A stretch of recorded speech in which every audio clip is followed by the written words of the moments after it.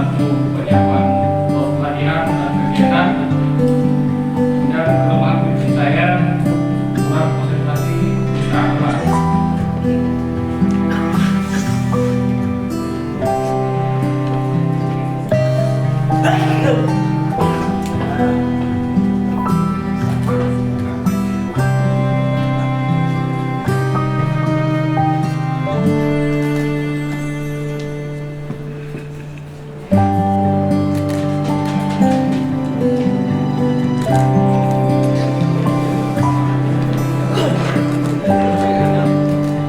Alhamdulillah pada malam hari ini adik-adik yang menjadi tenaga kontrak di Dinas Pendidikan Dayak kita lakukan acara penandatanganan komitmen.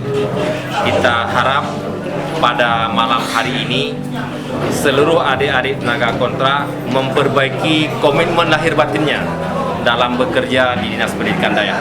Kami mengajak semua untuk menginstal semangat, memperbaiki persepsi, selalu berpikir positif dan bertindak produktif dalam rangka memberi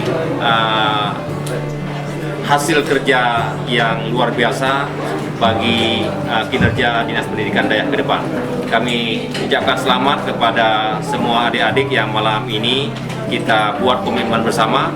Semoga komitmen ini menjadi semangat baru, energi baru bagi kita semua dalam rangka memastikan kinerja Dinas Pendidikan Dayak 2020 menjadi lebih baik. Terima kasih. Saya langsung merespon. Kenapa saya merespon?